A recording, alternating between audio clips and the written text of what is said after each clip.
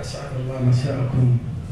أنا جمال الحمادي من منطقة الميادين، وهذه المدينة التي تبعد عن محافظة دير الزور بمسافة 45 كيلومتر تقريبا.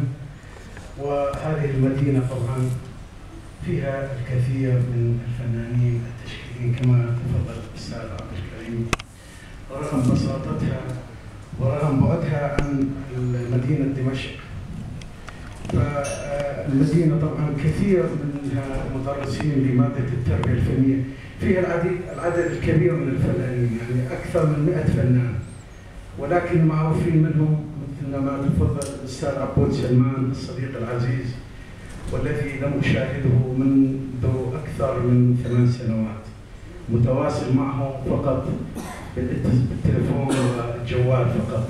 عبود سلمان مصر على الميادين بالدال، هي بالدال ولا بالدال؟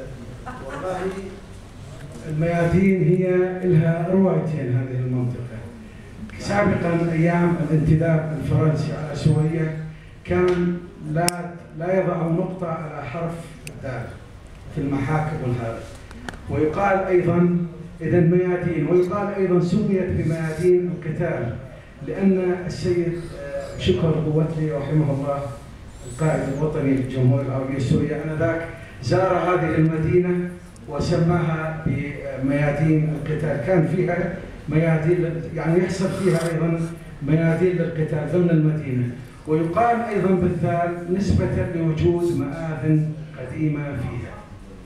هذا هو السبب. إذا الرئيسي هو بالذال وليس بالدال. الدال لأنه كانوا أيام الانتداب الفرنسي لا يضع النقطة على